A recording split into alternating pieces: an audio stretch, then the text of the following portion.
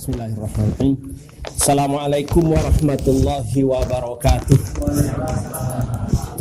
Alhamdulillahi rabbil alamin. Allahumma salli wa sallim ala Muhammad wa ala alihi wa sahbihi ajma'in. Wa ba'du. Simpel-simpel aja. Assalamualaikum warahmatullahi wabarakatuh. Waktunya tadi lewat 15 menit. Jadi nanti kalau saya nambah jangan disalahkan. Apa materi yang kita akan bahas hari ini? Coba lihat jadwalnya. Hah? Enggak, evaluasi dulu. Evaluasi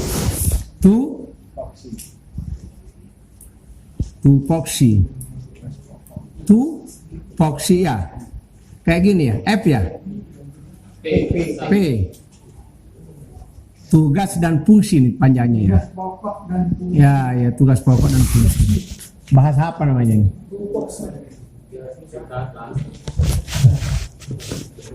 Tupoksi, terus staf. Para petugas. Ya. Para petugas. Ya, solusinya tuh ya mbah.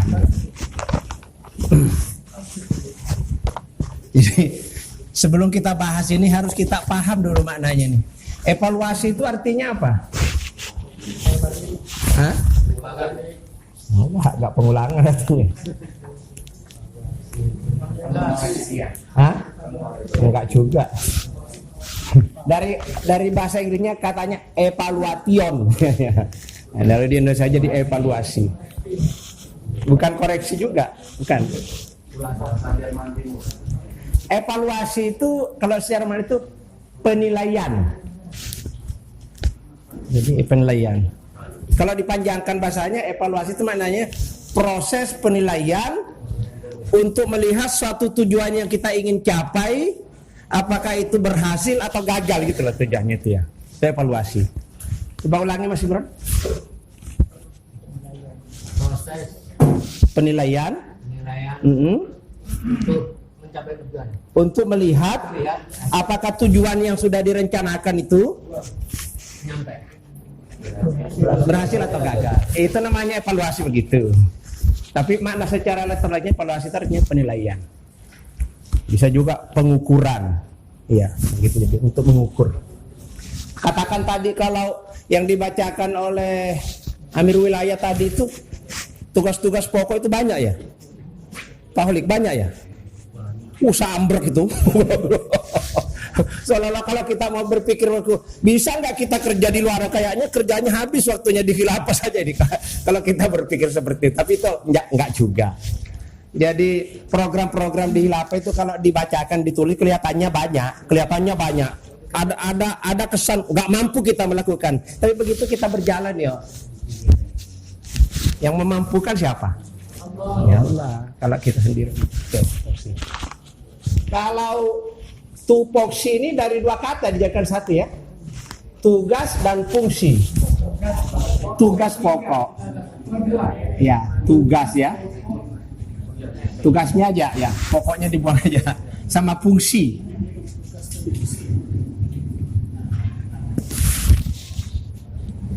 Apa itu tugas, apa itu fungsi?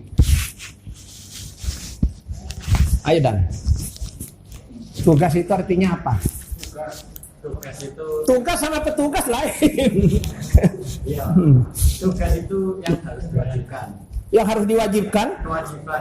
Bahasanya kok kata yang harus diwajibkan. Tugas itu kewajiban.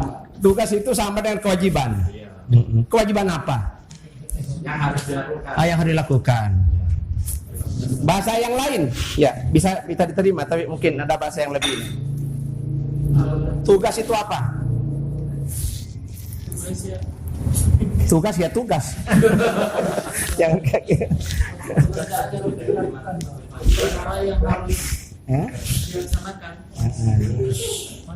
Perkara yang harus dilaksanakan.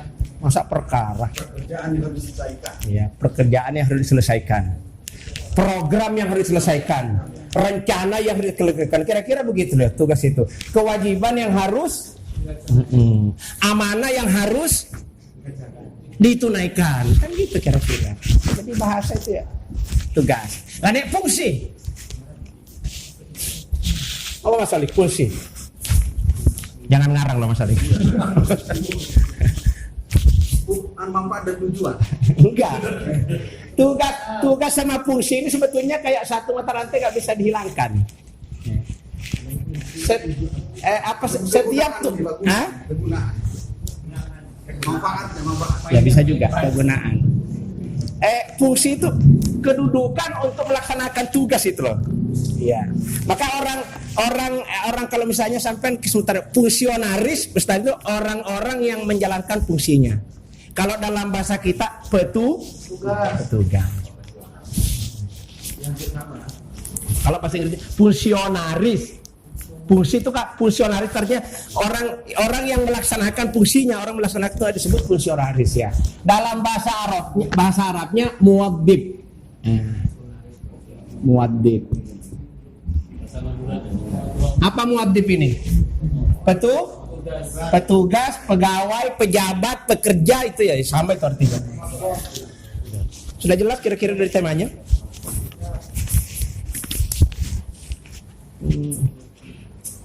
Tugas itu ada orang kalau diberi tugas seneng.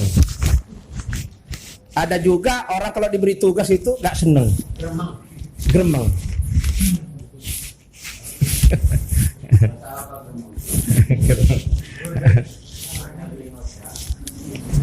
Iya Mas Saudari ya. Ada orang kalau diberi tugas itu terus mukanya tuh kosyo. Pas seneng lah pokoknya ya. Kok aku? Tapi ada juga saking senengnya sampai minta-minta itu tugas itu. Iya. Ada ya orang minta-minta tugas itu ada. Di sana di luaran, kalau di khilafah nggak ada. Sampai bawa mobil itu lamar sini ya. Segala macam cara dilakukan ingin mendapatkan tugas. Kenapa kok seperti itu? Lah, ada kepentingan sesaat. Itu orang yang senang itu ada kepentingan sesaat, maka tugas itu dicari-cari. Kalau orang di khilafah dikasih tugas itu biasanya Berkorban. Iya. Bedanya. Padahal kalau kita tugas di khilafah itu kepentingannya bukan sesaat itu, abadi untuk selama-lamanya. Iya. Kenapa Pak Samsul itu kok? Apa sebabnya kok kalau orang diberi tugas ada yang seneng kok ada yang tidak seneng? Kata Mas Lumiri karena imbalannya nggak kelihatan. Imbalan kelihatan. Ya, kalau di khilafah. Ya, kalau di luaran sana kelihatan. Jadi materi yang disampaikan Pak Amin itu berarti kita ini pikirannya dunyot kok ya. Enggak pernah mikirin mati dunyot. Jadi kalau karena ada materi rajin bekerja, tapi kalau dikasih tugas hilapa jadi masuk yo kayak aduh rasanya kok aku katanya itu. Padahal ini abadi nih. Ya walaupun demikian, tapi jangan diminta. Kalau di dalam hadis Nabi itu meminta tugas itu dilarang. Karena biasanya kalau sampai minta itu berarti ada maunya ya. Orang kalau ada maunya itu repot itu. Ada udang di balik batu. Ya, ada udang di balik batu. Tugas.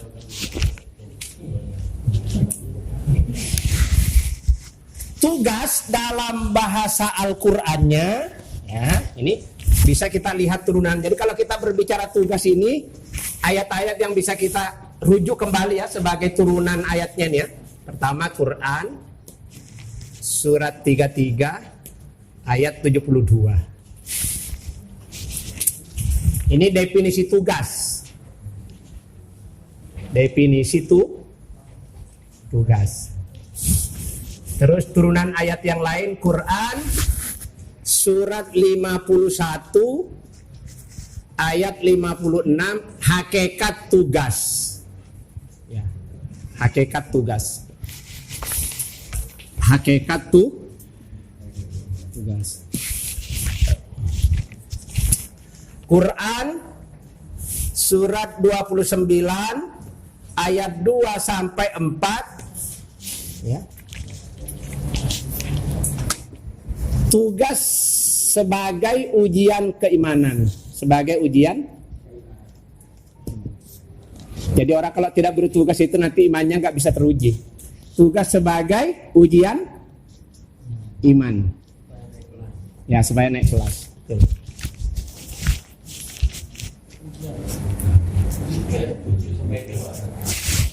Terus kalau kita sudah bertugas itu kadang-kadang timbul masalah. Ya. Kalau timbul masalah harus diapakan? Selesaikan. Ya, harus diselesaikan.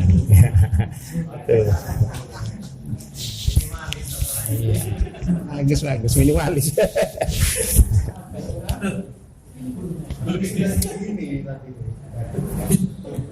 Ini bisa dilihat Quran 103 itu surat apa itu?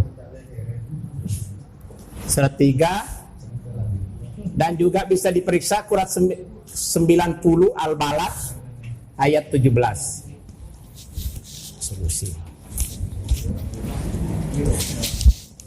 Terus kalau kita sudah bertugas itu saling gesek nggak kita kalau bertugas? Saling gesek, saling gesek, saling gasak, saling gasak. Kadang-kadang timbul masalah ya Pak Teguh ya. Yang muda-muda kadang-kadang ngomongnya kasar, gak punya sopan santun seperti disampaikan Pak Sam tadi. Kita yang tua-tua kayak saya ini tersinggungan. Coba, bapak kita di rumah semakin tua semakin tua. Aku ini contohnya nih ya, tersinggung. Katanya anaknya, saya nggak maksud menyinggung bapak salah tersinggung sendiri. Tapi itu memang begitu. Tambah tua itu semakin tersinggung kan ya Pak siapa? Pak Saiful, ya. Anak muda itu baperan apa? Ya. Terus anak-anak muda kan masih kuat itu kadang-kadang juga sombongnya betul aku kok. Nah, kadang-kadang kasar. Nah, supaya tidak terjadi seperti itu, seperti yang disampaikan Pak Sam tadi itu perlu toto kromo, sopan santun, adab-adab, akhlakul etika. Jadi lihat orang dengan siapa kayak kita. Tua mana dia dengan siapa lebih muda. Kalau yang tua itu dihormati, kalau yang muda disayang. Selesai masalahnya. Kalau kita sebaya bagaimana? Tata kromo. Di mana itu Qurannya? Quran surat ketiga 159. Ya. Di sini tata kromo ini ya, tata kromo. Di sini tadi apa ini isinya nih? Masalah dan solusi. Di sini 9 ini apa namanya? Itu loh. Kalau kamu nyuruh itu jangan kasar. Jangan main perintah-perintah. Nyuruh sama perintah itu sama enggak? Nyuruh sama minta tolong sama enggak? Sama. Tujuannya. Akhlaknya nggak sama. Kalau saya ngomong, ambilkan air, aku tuh ngelak dari tadi sampai gimana sini ya? Cara hudar kasar, baru jadi merobek kok kayak gitu, kok merintah ya. Tapi kalau bahasanya, Mas Sudan boleh minta tolong? Iya, perlu. Gini, tujuannya sama. Nyuruh, minta tolong, tujuannya sama, tapi akhlaknya lain.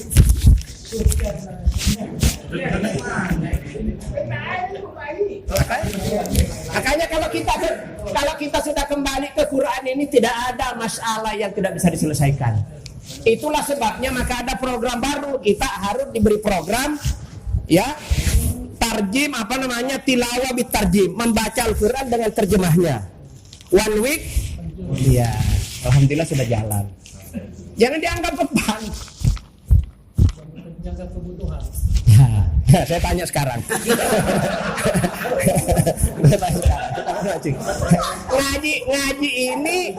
Ngaji ini kewajiban apa kebutuhan?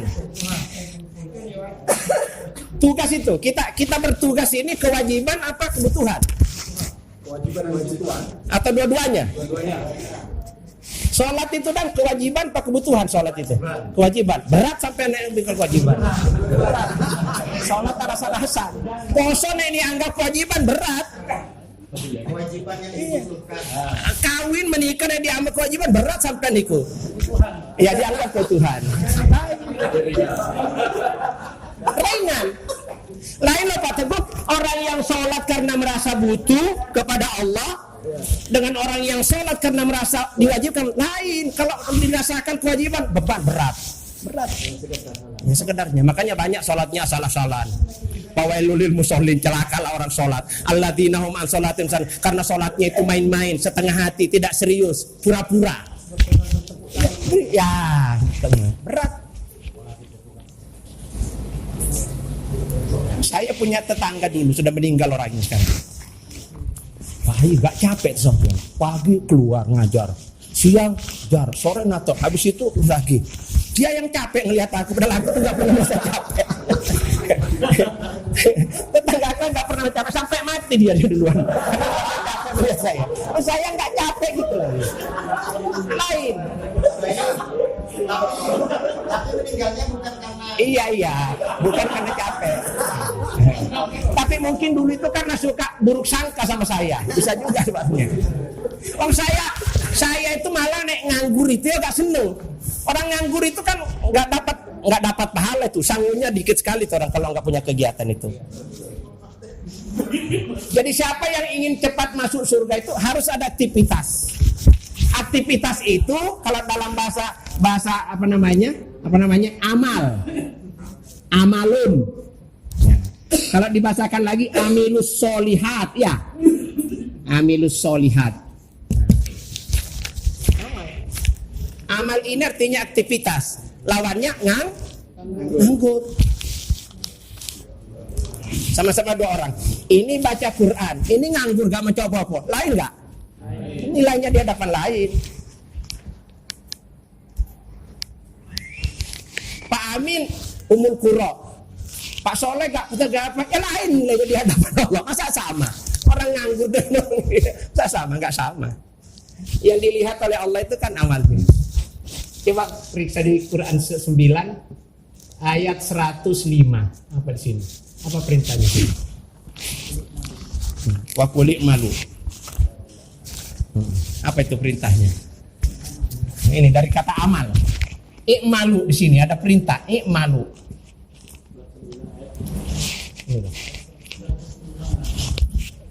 Kul, katakan Muhammad. Kepada siapa? Kepada semua manusia. Terutama kepada i'malu. Beramallah kalian. Bekerjalah kamu, beramallah kamu, beraktivitaslah kamu, bertugaslah kamu. Itu kan sama maknanya. Beramal, beraktivitas, bertugas. Maksudnya itu jangan. Jadi kalau ada orang itu tidak punya tugas apa-apa, tidak beramal, tidak aktivitas, itu dikatakan oleh Allah itu hidupnya nggak jauh beda dengan binatang ternak. Apa binatang ternak? Makan, minum, ngentut, ngising, turu, kawin, ya gitu aja tuh binatang ternak itu ya. Mau dibilangin seperti itu? Di mana itu pahamnya? Orang yang tidak ada pekerjaan, yang tidak ada tugas itu kayak binatang ternak katanya itu. Di surat apa? Nah, surat 47 ayat 12. Coba lihat.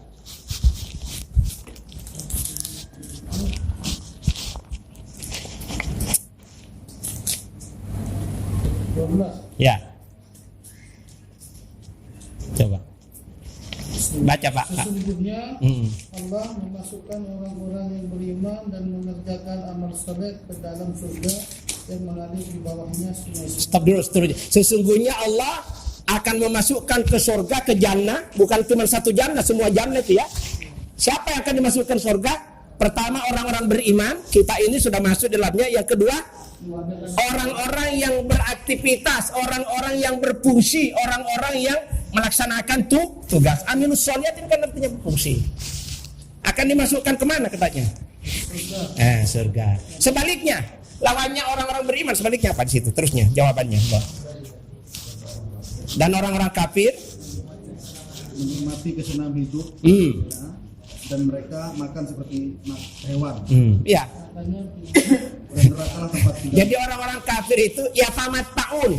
Tujuannya cuma untuk senang-senang, hura-hura, euforia kata orang sekarang ya. euforia ya, euforia itu. Senang-senang glamor mana-mana enggak santri itu. Wes ngadu dorong, ngadu ayam, main judi, pacaran apa itu. Orang-orang kafir itu seperti itu. Ya tamat tak layak kulun, dan dia kerjanya itu cuma makan minum, turu ngentuk. Kama tak lama persis kayak hidupnya binatang ternak. Kemana ujung-ujungnya? Coba baca.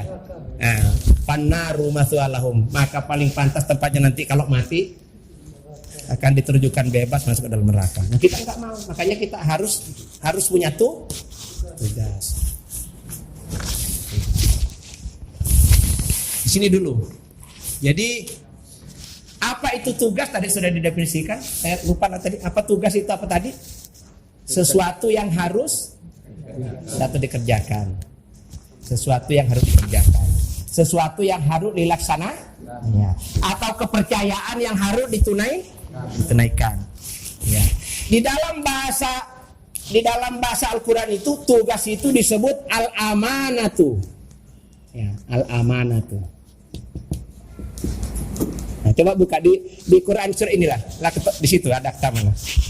Inna aradnal amanata 'alas samawati wal ardi. Di situ buka, coba lihat. Artinya, sesungguhnya kami benar mengemukakan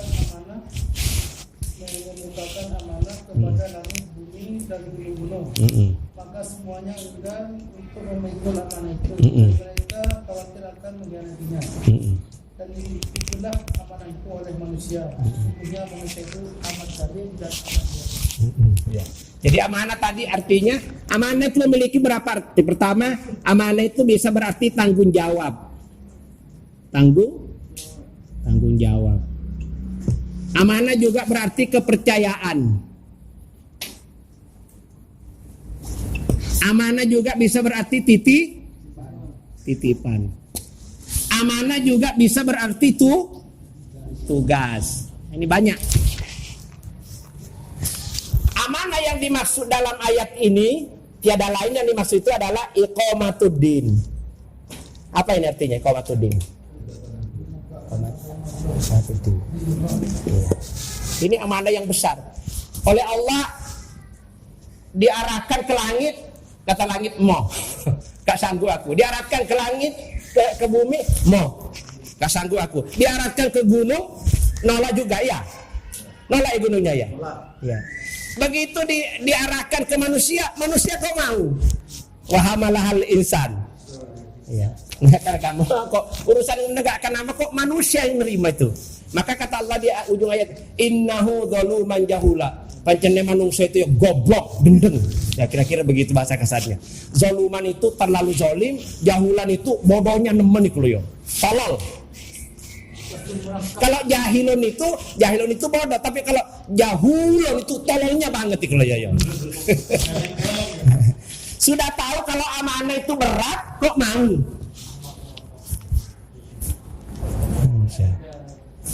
Ya kan? Kerbau, kambing itu apa itu sapi itu pernah dia sampai ke sapi dan kerbau ngomong, "Apa aku rela disate digulai sama manusia, asal jangan aku suruh menunggu amanah ini." Apa itu satu. Maka manusia ini dan ini berat. Maka kalau kita hidup karena sudah terlanjur kita aku amanah ini tidak kita lakukan, besok kita nggak bisa masuk surga kalau amanah ini tidak ditegakkan. Iqamatuddin, berkhilafah itu salah satu cara untuk iqamatuddin berat ini. Ini tugas siapa ini iqamatuddin ini? Manusia siapa? Orang beriman. Orang beriman yang siapa di sini? Semua orang beriman atau sebagian saja? Karena iqamatuddin ini kalau bukan kita, siapa lagi? Kalau bukan sekarang, kalau bukan di khilafah, betul itu sudah tahu jawabannya. Oke. Alhamdulillah kita kok sudah sama-sama di sini. Tinggal menyempurnakan. Nah, tujuannya ada evaluasi ini karena kita ingin tahu yang masih kurang itu di mana, yang sudah lebih di mana ini. Maka nanti ini lembaran ini nanti saya nggak usah sampai baca sendiri aja nanti, kan aja untuk melihat ini tugas-tugasnya ini. Di lembaran ini setiap mulai dari mas'ul, umul, quro apa itu kata-kata semua di sini tugasnya ini. Nih, nanti di sini tinggal di kolom kanan ini ada kata taat dan maksiat. Jadi misalnya contohnya ini, Ummul Qura mengawal amru khalifahan, terlaksana enggak? Taat, contreng, taat. Tidak terlaksana, maksiat, contreng. Gampang kita tahu. Namanya kok ketawa sampean? Iya, awas banyak contrengnya. Dan nanti saya ingin dihimpun kembali, saya lihat nanti tak bacakan di sini siapa ini. Ya. Nanti nek banyak contrengan taatnya apa maksiatnya nanti kelihatan. Nggak boleh ngarang-ngarang loh Dan ya. Neraka loh kalau sampai ngarang-ngarang. Dan harus bekerja apa ada. Jangan bekerja karena ada apanya. Bisa? Apa bedanya Pak Imran? Bekerja apa adanya dengan bekerja karena ada apanya? Apa bedanya Pak Ali? Bekerjalah kamu apa adanya, jangan bekerja karena ada apa-apanya. Hah? Lah ya gitu. Orang khilafah itu harus bekerja apa adanya. Karena kita Allah sandara dia. Sudah paham di sini? Amanah. Ini. Jadi amanah itu, definisi amanah itu ya ini seperti ini. Ya, bisa berarti tanggung jawab, bisa berarti kepercayaan, bisa berarti titipan, bisa berarti tugas. Yang memberi amanah itu urutannya Allah, Rasul, ulil amri. Ya, jadi amanah ini itu yang paling tinggi datangnya dari Allah, di bawahnya lagi Rasulullah, di bawahnya lagi ulil. Definisi amanah.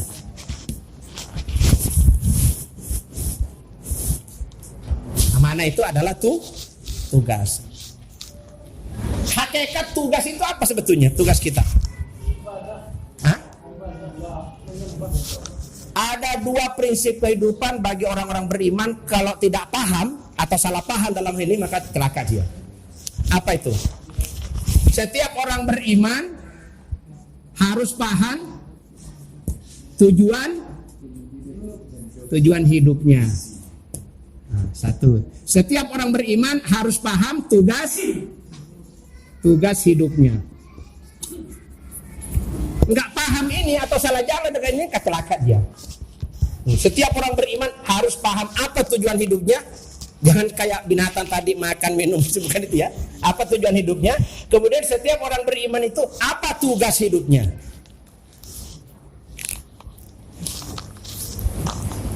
Apa Dan? Tujuan hidup orang beriman apa? Masuk surga.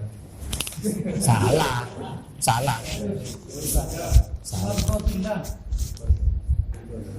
Ya, sampean yakin kalau sudah sholat pasti masuk surga? Yakin Pak. Lah kok ada kawailul musallin itu loh, Allah yang ngomong. Yakin dulu Pak. Yang penting yakin apa yakin itu penting? Lain loh Mas ya. Yang penting yakin itu penting, lain loh. Saya tanya sampai, yang penting punya istri apa istri itu penting? Hah? Istri itu penting. Maka kalau punya istri jangan diseneni terus ya. Ini dilakukan. Yang penting ibadah apa ibadah itu penting? Ibadah itu penting. Apa bedanya? Yang penting ibadah dengan ibadah itu penting? Kalau yang penting ibadah itu dilakukan Asal-asalan. Kalau ibadah itu penting? dilakukan. Iya. Yang penting masuk khilafah atau berkhilafah itu penting. Nah, gitu loh. Jadi perhatikan orang ngomong itu salah omongan ini. Hati. Iya. Kayak teman saya dulu itu ada orang dari merasa dipermalukan, bahasa Indonesianya nggak pati bagus tuh ngomong. Sampai jangan memperbesar kemaluan saya ya di sini. Ketawa semua orang. Maksudnya tuh kamu jangan mempermalu saya di banyak orang. Tapi karena bahasa Indonesianya sampai jangan memperbesar kemaluan saya, tambah tertawa orang. Kayak hati-hati nih ngomong Dan. Pleset itu. Salah ngomong, salah arti. Iya. Oke. Jadi apa tadi? Apa Dan? Tujuan hidup setiap orang beriman itu apa? Beribadah. Bukan, salah. Sampai nggak concern. Masa tujuan hidup beribadah? Bukan, salah itu. Bukan. Itu sudah dikasih motor dan sama Pak Soleh ya. Tujuan hidup kita itu mardhatillah. Wa ma umiru illa liya'budullaha mukhlishina lahud-din. Itu tujuan hidup itu. Bukan sholat, bukan ibadah. Oh, sampai ibadah juga kalau gak diridhoi masuk neraka kok. Ya kan? Beribadah kita kalau tidak diridhoi oleh Allah masuk neraka, banyak sekali ayatnya. Jadi kalau begitu yang memasukkan kita ke surga itu apa, Nur? Ibadah apa karena ridha Allah? Ridha Allah. Bukan karena ibadah. Tapi salah satu syaratnya untuk diridhai Allah harus beribadah. Ibadah yang benar, tapi ibadahnya nggak benar ya nggak bisa. Nah, orang apapun yang dia lakukan, apapun tugas yang diberikan, dimanapun dia berada, manusia itu selalu ada dua. Ini kita jumpai. Ada manusia yang sungguh-sungguh. Lawan kata sungguh-sungguh apa Pak Teguh? Main-main, setengah hati, pura-pura, tidak serius. Orang bekerja ada yang sungguh-sungguh, ada yang setengah hati. Orang sekolah ada yang sungguh-sungguh, ada setengah hati. Orang kuliah setengah-setengah. Masuk di pesantren begitu, bekerja juga, beristri juga, bersuami ada yang gitu ya. Masuk khilafah juga ada begitu juga. Ada sungguh-sungguh berkhilafah, ada juga setengah hati. Dan masuk yang mana dah? Sungguh-sungguh, insyaallah. Iya. Sengaja saya tes kayak gitu sampai tulisan ngantuk. Kalau ada orang ngantuk itu serang dengan pertanyaan, ngantuknya hilang. Ini kan wayang ngantuk ya, aku aja ngantuk ya. Maka tak lihat dulu siapa yang ngantuk, tak serang pertanyaan. Jelas ya? Jadi orang bekerja, orang bertugas itu ada dua macam. Ada yang sungguh-sungguh, ada yang tidak sungguh. Ada yang setengah hati, ya ada yang sepenuh hati. Ada yang serius, ada yang tidak serius. Begitu itu. Itu aja yang kita ya. Nah, tujuannya Amir itu kan, Amir diangkat kan untuk itu, untuk melihat kita ini. Ini Pak Khalid sama Pak Subi ini temen tek dihilapain. Temen terakhir banyak ini ya. Nah, kalau dikata sudah berbaiat gini, tapi kalau ngaji kok malasnya setengah hidup ya. Jarang-jarang. Umpama ini. Bukan Pak Soleh ini, tapi Pak Soleh yang di sana, yang di Lampung. Oke. Ternyata petugas juga itu begitu. Petugas itu ada dua macam. Ada petugas profesional, ada petugas amatiran. Ada di situ catatan. Sampai lihat itu ciri-cirinya. Tuh di fotokopi tuh. Lihat di situ. Ya. Mulai dari masuk rumah sampai staf umul qura, staf wilayah itu ya gitu, ada dua macam itu. Ada yang profesional, ada yang amati. Coba sampai bandingkan coba. Profesional itu artinya apa? Serius. Ya, serius. Kalau amatiran? Ya, main-main tidak serius. Gampang membedakannya. Kalau saya katakan sama imam, umpamanya imam sekarang mas'ulul ummah, ya Mam ya. Umpamanya mas'ulul ummah. Saya katakan gini. Ini mas'ulul ummah baru. Imam. Lain lah beda aja. Ini baru mas'ulul ummah. Lain enggak artinya itu ya? Nah. Ini umul qura baru. Ini baru umul qura. Lain artinya. Lah cuma intonasinya saya sudah lain artinya. Apa bedanya itu? Ini umul qura baru. Ini baru umul qura. Apa bedanya? Apa bedanya? Kalau ya itu masih amatiran biasanya itu. Kalau masih baru-baru itu pengalamannya belum banyak. Tapi kalau ini gitu. Ahli sudah, profesional itu sudah ahli, sudah menguasai tentang tugas-tugas ini. Coba bedakan situ, lihat bedanya. Nah, apa bedanya tuh? Kalau nomor satu apa? Yang profesional. Bicara banyak bekerja. Kalau petugas yang profesional itu ngomongnya sedikit, kerjanya banyak. Yang amatiran, Banyak bicara. banyak ngomong, enggak punya kerja. Ada enggak orang khilafah kayak gini nih? Ada, tapi bukan di Surabaya. Pak Idris jangan ketawa Pak Idris ya. Nomor dua Pak Utari, nomor 2 apa? Nomor 2. Apa coba baca nomor 2. Yaitu perbedaan petugas yang profesional dengan yang amatiran itu loh. Kalau nggak di depan di belakang itu nggak ada. Ya kalau yang profesional kalau dikritik diberi masukan itu senang nerima. Alhamdulillah. Umpamanya Pak Heri kita kritik, alhamdulillah untung ada Pak Heri bisa menasihati gitu. Tapi kalau orang tidak profesional dikritik, mukanya langsung, kenapa saya kan amir wilayah, apa cari aku? Ini ya, amatiran itu kayak gitu itu. Nggak mau nerima nasihat, nggak mau kritikan itu. Ada itu nggak kayak gitu, tapi bukan di Surabaya. Iya, kan di Surabaya. Kalau di Surabaya sesama bis kota dilarang saling mendahului. Yang ketiga, baca lagi Dan, ayo Dan, jangan nutup Dan. Yang ketiga gimana? Tanpa didorong bisa jalan. Ya, kalau petugas profesional tanpa didorong-dorong sudah jalan sendiri. Ini amatiran. Harus terus Didorong terus, capek amirnya dorong-dorong sudah jalan-jalan. Kadang-kadang dipecut tetap nggak jalan juga ya. Terus nomor 4. banyak memberi contoh. Nek profesional itu, Masrul Umannya profesional, Umul Qura'nya profesional, staf-stafnya profesional, itu ya banyak memberi contoh, memberi keteladanan. Ya, terus karena amatiran, banyak perintah. Sana perintah toh, amatiran. Terus nomor berapa lagi? 5. Terus Suka sering. bukan sering itu.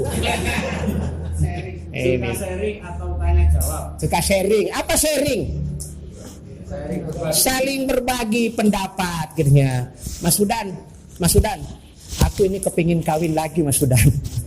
Kira-kira menurut sampean bagaimana? Masuk. Kebetulan ada cewek yang senang sama saya. Kira-kira menurut Mas Sudan bagaimana? Tapi saya sudah punya istri Mas Sudan, anakku sudah gini. Kira-kira itu nah, jangan sampean. Sampean bagaimana tanggapannya? Enggak apa-apa. Ini enggak mikir. Enggak mikir itu. Apa-apa itu kalau salah. Jangan kayak gitu. Mestinya sampean di sini, Pak, jangan gegabah, dipikir baik-baik dulu, jangan begitu loh. Sharing itu namanya, sering enggak apa-apa. Amatir. Hah? Mestinya begitu. Iya. Apa ini namanya istri buat saya aja Pak. Ya, gitu loh. Bagaimana kalau saya aja kan saya belum begitu loh. Ya ngomong enggak apa-apa Pak ya. Amatiran.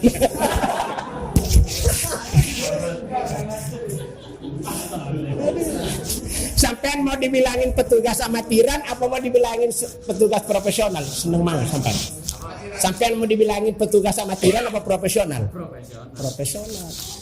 Makanya orang profesional itu kalau ada kegiatan selalu bawa catatan. Ya, setiap kegiatan itu di jurnal ada apa namanya itu berita acaranya. Itu orang profesional. Anda personal minta laporan. Minta laporan diingat-ingat. Dulu taklim di Mekasulan ini piro yo. Terus di apa namanya di kemasulan apa tadi Don Cancang piro yo yang hadir diingat-ingat. Kau punya catatan, kau punya daftar gini. Akhirnya laporannya setelah laporan itu setiap bulan itu laporannya laporan cerita, bukan laporan data, laporan cerita panjang. Mesti musyawarah itu bisa singkat 1,5 jam selesai sampai 3 jam selesai. Laporannya cerita karena nggak punya data, nggak punya catatan. Ada di Surabaya kayak gini petugas. Banyak. Ada. Cuman nggak boleh tunjuk hidung, jangan.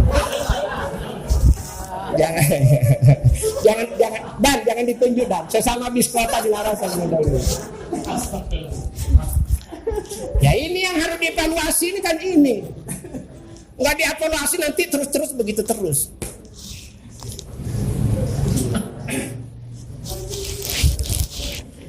Di surat Al-Baqarah itu ayat 200 apa itu Pak? 282 kalau tidak salah. Panjang, ayat yang paling panjang ini di dalam Al-Qur'an. 282. Iya. Ini ayat-ayat ini apa istilahnya ya? Tentang catat mencatat. Ayat administrasi. Di situ ada ayatnya di tengah-tengah ayat itu, boleh sampai lihat sekarang. Jangan kamu merasa segan untuk selalu menulis baik urusan-urusan yang bersifat kecil apalagi yang besar. Wala tas'umu an taktubu sagiratan kabiratan. Nah, itu. Jadi kalau orang petugas nggak punya catatan, nggak punya, waduh petugas apaan ini? Apalagi menyangkut uang. Uang kok disetipo itu. Kalau itu uang pakai setipo itu saya curiga. uang itu haram hukumnya kalau disetipo itu. Bahaya itu. Walaupun enggak, tapi kalau sudah disetipo itu lebih baik ganti. Kan angka itu ya. Angkanya tadinya kok apa namanya? 2 atau 1 dirubah jadi 2 dirubah jadi 1. Ini kan bahaya. Iya. Makanya orang administrasi keuangan itu kalau sudah mensetipo itu ya enggak ya. Kalau guru raport di stipo itu, wow, masalah itu. Ketok nek guru amatiran nih kayaknya. Ya, tak boleh. Maka kita harus catat.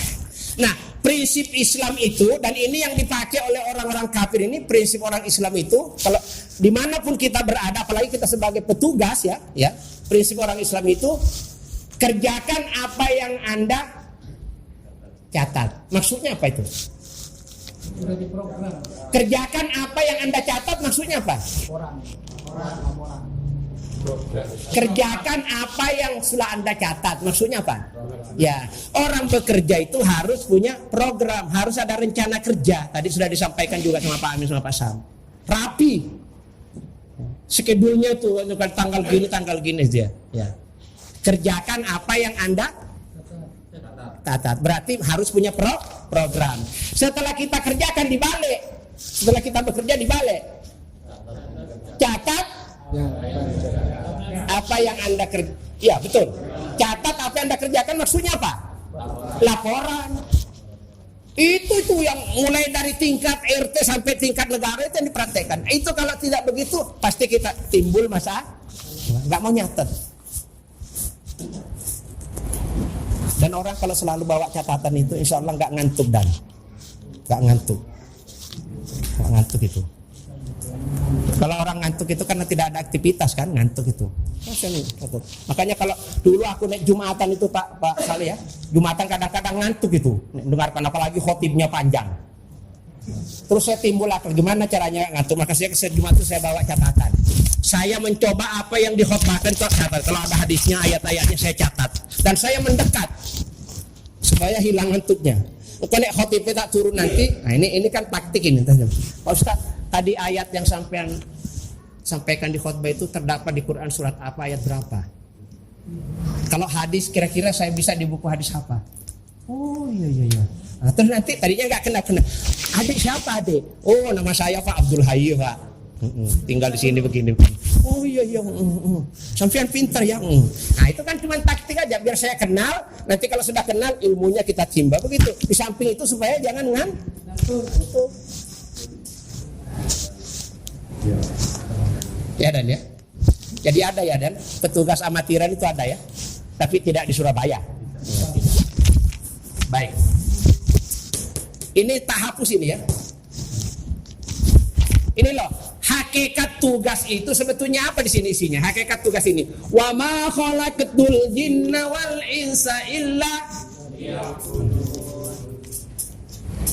tugas itu katanya Allah, tiadalah aku menciptakan bangsa jin dan bangsa manusia kecuali mereka itu supaya bertugas beribadah kepadaku. Jadi beribadah itu bukan tujuan, tugas. Tujuan mardotin. Jadi kalau orang tidak punya tugas itu kan identik dengan tidak beribadah. Maka orang yang warga biasa dengan petugas itu lain sekali pahalanya Pak, lain. Ya, petugas. Ini warga biasa lain pahalanya. Karena kalau kita diberi tugas itu, di samping tugas-tugas keseharian secara pribadi kita di rumah, kita lakukan dengan menerapkan aturan Allah di situ, sudah otomatis itu. Terus kita punya tugas-tugas jama'i lagi nih, terus semuanya itu dasarnya perintah Allah, perintah karena Allah semuanya. Banyak. Ini yang memberatkan nanti timbangan amalnya di akhirat. Dengan catatan halus, Ikhlas. Nggak muring-mu. Nah, ini orang muring-muring itu tandanya nggak ikhlas itu.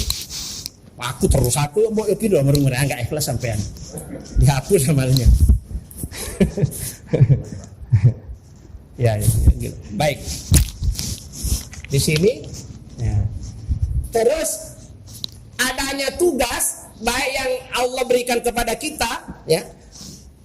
Rasulullah berikan kepada kita, termasuk ulul amri kita itu sebagai ujian keimanan, ya.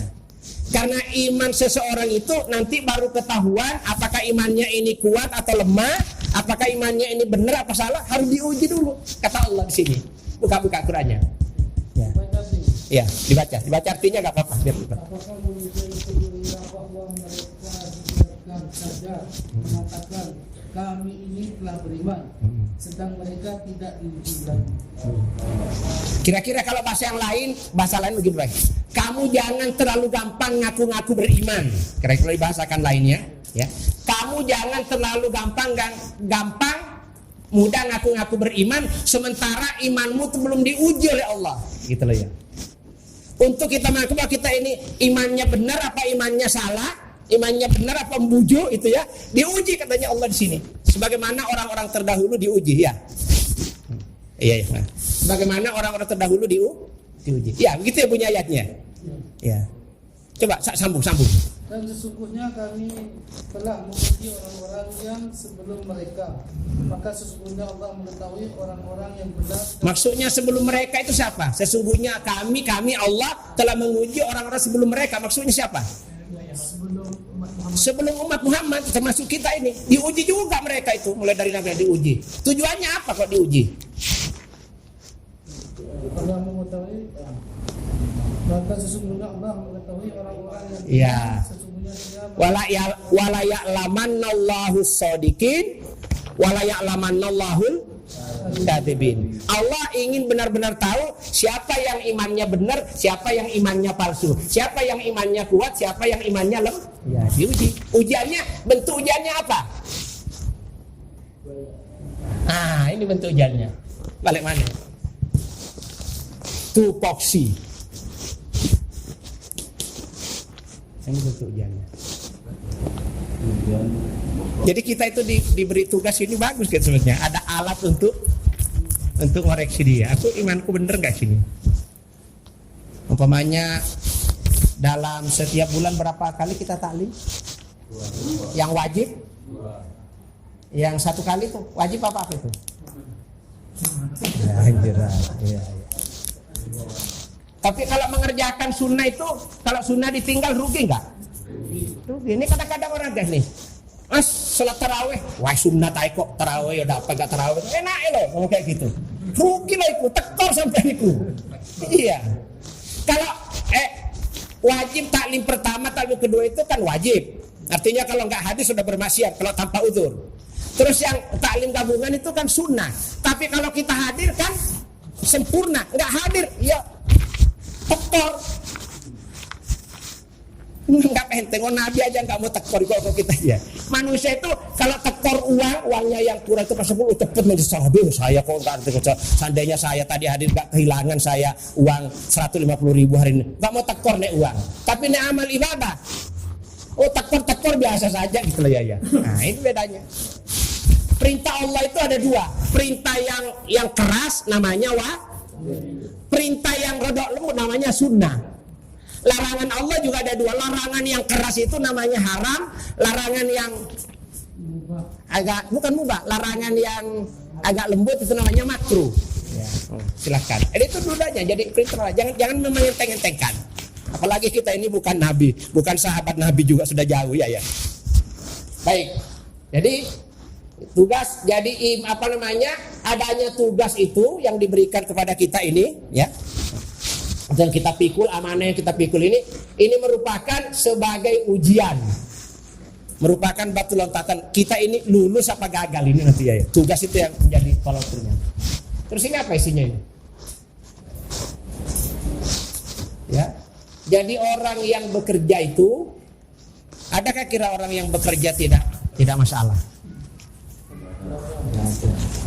Semua orang yang bertugas itu pasti ada masalah. Karena hidup ini sendiri ini memang sudah masalah. Hidup ini masalah, dan makanya kemudian kalau sudah bosan hidup, mati aja, enggak masalah itu.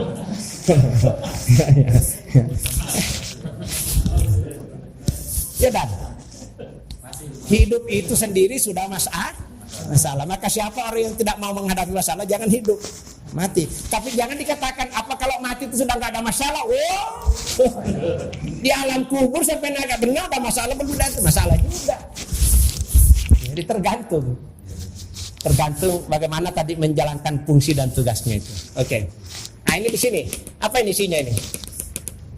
Yang termasuk orang-orang yang beriman dan saling berpesan untuk bersabar, Ya. berpesan untuk berkasih sayang. Tawasau itu ada 3. Dalam rangka mengatasi semua problem masalah yang timbul itu, Allah memberikan kita ada istilah tawasau. Tawasau ini artinya apa kalau bahasa sekarang? Tawasau, koordinasi. Ya, itu kami tawasau, saling berkoordinasi, saling sharing. Tawasau itu bisa berarti saling berwasiat, saling mengajak, saling mengingatkan, saling berkoordinasi, saling sharing, tawasau. Tawasau di Quran itu ada 3 caranya. Tawasau pertama apa? Bil haqqi. Terus yang kedua tawasau bis sobri. Yang ketiga tawasau bil marhamati. Ya ini tadi ayatnya ini. Mana tadi? Ini. Ya, summa kana minal ladzina amanu wa tawasau bis sabri wa tawasau bil marhamah. Orang beriman itu. Jadi kalau kita mengingatkan orang lain itu supaya tidak jadi masalah, harus bil marhamah. Apa artinya bil marhamah? Seperti Pak Sam tadi itu loh mengatakan di awal. Kalau kita dikritik orang itu, misalnya salah ada yang kritik itu, kalau dasarnya karena kasihan kalau kayak begini oleh ketika itu kita bersyukur. 5 menit lagi. Bersyukur. Saya jangan dikejar-kejar terus, nanti aku bubar pikiranku. Tak tambah 15 menit ya. Tadi saya kan diambil ya. Bentar dulu, potong bubar pikirannya kan. Yang bingung saya nih, di mana tadi berhentinya saya ini? Ya, watawasau bil marhamah. Saling mengingatkan, saling sharing itu dasarnya harus karena saling kasih sayang. Nasihatkan orang maksudnya sampai mangkel jadi masalah. Hati yang bicara. Sampai itu mengingatkan karena mangkel, pasti nggak nerima hatinya. Sebagaimana kalau orang tua nasihati anaknya kan dasarnya karena sayang. Kita juga begitu. Watawasau bil haqqi. Kalau orang sudah penyimpangan harus benar diarahkan ya. 3. Ini kalau sudah ini dasarnya pasti selesai masalah. Lalu yang sekarang karena saya dikejar ya tak cepat aja.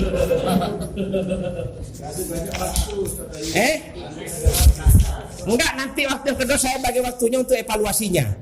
Sekarang saya masih menambah materinya Pak Amin tadi ini saya. Apa tadi Pak Amin?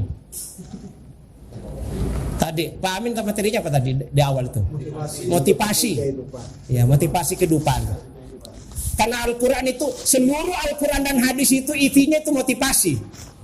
Kalau Allah berbicara nih sampai enggak gini tak masukkan neraka, kan motivasiku. Sampai nih nanti berbuat gini nanti sampai masuk, motivasi itu. Maka seluruh si Quran itu motivasi sebetulnya. Maka kalau orang enggak senang, jarang ngaji, maka motivasinya lemah itu. Ya. Oke. Sekarang siapa lagi yang ngantuk? Ini nih. Sambah ada. Salamu udah kok ngantuk. Masya. Kalau kita berbicara tentang tugas, ini ada saya tulis kata-kata tugas. Kira-kira yang harus muncul dalam pikiran kita apa ini? Ini ada kata-kata tugas yang harus muncul dalam pikiran kita apa? Iya. Seperti kalau ada pernikahan, akad nikah, pasti harus ada mempelai laki-laki, harus ada mempelai wanita, harus ada wali, harus ada mas kawin, harus ada ijab kabul. Nah kalau saya berbicara tugas ini apa yang harus ada? Unsur-unsur tugas ini apa saja? Bukan. Ya rukunnya tugas itu 1, Ada orang yang memberi tugas ya. Ada yang memberi tugas. Ya betul. Ada yang diberi ada yang diberi tugas. Ada apa lagi? Ya. Ada bentuk tugas ya. Ada bentuk tugas yang harus dikerjakan. Apalagi kira-kira? Waktu. Ya ada waktu. Ya ada waktu. Ada waktu ya. Ada waktu tambah tempat ya. Terus ada imbalan perlu? Ada imbalan? Ada sanksi? Ya perlu ada sanksi. Terus kalau sudah timbul masalah harus ada solusi. Ini aja yang kita ini. Siapa yang memberi tugas? Yang memberi tugas kepada staf itu siapa? Namanya amir. Amir artinya apa? Pemimpin. Siapa yang diberi tugas? Staf, namanya staf. Amir ini masing-masing punya tugas gak? Amir punya tugas, staf juga punya tugas. Kalau amir tidak menjalankan kewajiban-kewajibannya, stafnya juga tidak menjalankan, apa yang terjadi? Apa yang terjadi? Masalah. Artinya ada masalah. Amir itu mulai dari Mas'ul Ulumah sampai Amir Khalifah itu ada tugasnya juga. Terus kita staf juga. Jadi ya, dari situlah berfungsi tadi watawasau bil haqqi itu antara amir dengan tugasnya. Kalau ada amir, kita diberi tugas, kerjakan. Dia ongkang di rumah. Amir apaan itu? Amir amatiran itu ya, kayak gitu ya. Iya. Orang diberi tugas banyak-banyak, stafnya disuruh mati, dia ongkang umpamanya gitu loh ya. Ada kan orang kayak gitu. Ada. Ini tugas jadi ini ya. Jadi setiap yang namanya tugas pasti ada orang yang memberi tugas. Orang yang memberi tugas itu namanya amir. Orang yang diberi tugas namanya staf. Amir dan staf itu sama-sama punya kewajiban. Kalau kewajiban ini amir itu tidak diindahkan, maka terjadi masalah. Ada bentuk tugas. Bentuk tugas itu namanya apa? Enggak, bentuk tugas itu namanya apa? Yang tadi tulislah apa yang kamu kerjakan, apa yang kamu tulis apa kerjakan. Namanya apa? Program. Ya. Ada waktu dan tempat ini biasa ini ya. Ada imbalan enggak orang kalau bekerja itu? Orang bertugas ada imbalan. Sampai semenjak jadi TWT diberi imbalan apa sama Pak Farhan? Setiap tahun. Hah? Bukan imbalannya bukan dari Pak Farhan, kan luar biasa. Kalau sampean bekerja sama satu proyek, paling pimpinan proyeknya ngasih imbalan sesaat itu. Sampai terima sekarang misalnya 1 juta, besok belanja itu besok dibuang ke kloset itu sesaat. Tapi kalau Allah yang memberi imbalan bukan main. Apa imbalannya kalau Allah yang kita berikan di khilafah ini? Imbalannya bukan berupa ini apa? Surga jannah. Tapi sebaliknya kalau tidak taat, Allah juga ngasih sanksi. Ini imbalan dan sanksi. Apa sanksinya kalau kita tidak taat, bermaksiat? Anar. Ini motivasi itu. Surga dan neraka itu motivasi. Mau masuk neraka enggak? Ya, maka jangan bermaksiat. Mau masuk surga, maka taat. Begitu aja. Masuk surga taat.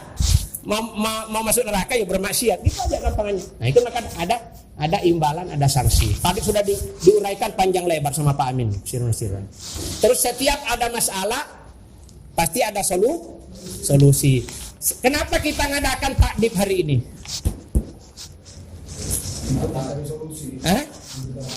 Ya, untuk mencari solusi, jalan keluar. Ya kan? Nanti setelah takdib ini ada lagi nggak nanti? Beberapa bulan kemudian ada lagi, apa namanya? Bukan takdib. Kalau ini nama lain ya. Kalau takdib itu artinya pelatihan. Takdib ini artinya pendidikan, pembekalan, atau sama dengan penataran itu kalau takdib. Tapi kalau tahzib itu pelatihan. Jadi bedanya ada takdib, ada tahzib, lain tulisannya ya. Takdib itu berarti pendidikan, ya, pembekalan, ya, penataran itu artinya ya. Itulah nyari kemudian. Kalau tahzib itu biasanya lebih berlatih. Misalnya ngisi ini tahzib itu ya. Ngisi program itu tahzib. Ya. Ada tahzib, ada at-tarbiyah dan taklim. Nah, ini berapa kali nih diadakan? Siapa yang punya program? Wilayah. Kalau tahzib berapa kali? 2 tahun sekali. Limit waktunya terserah ya. Solusi.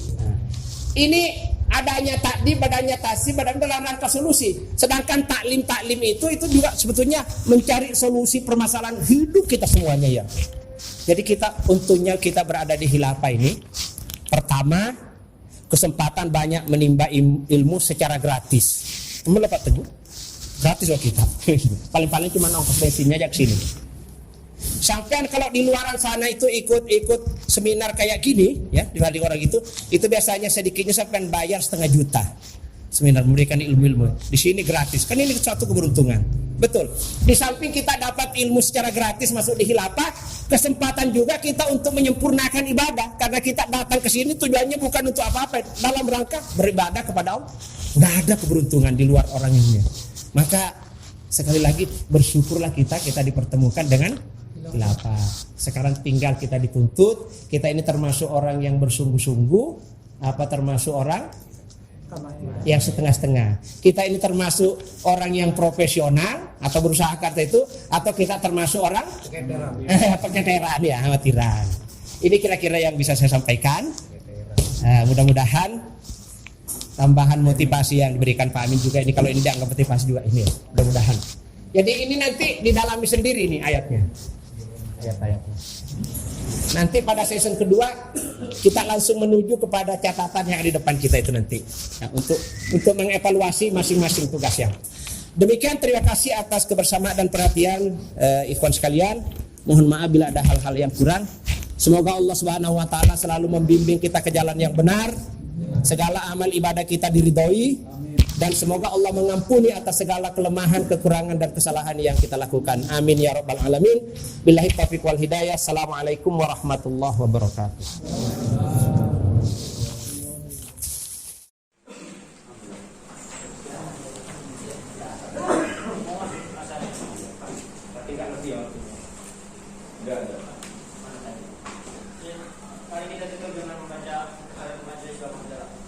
Alhamdulillah rabbil alamin. Subhanallah.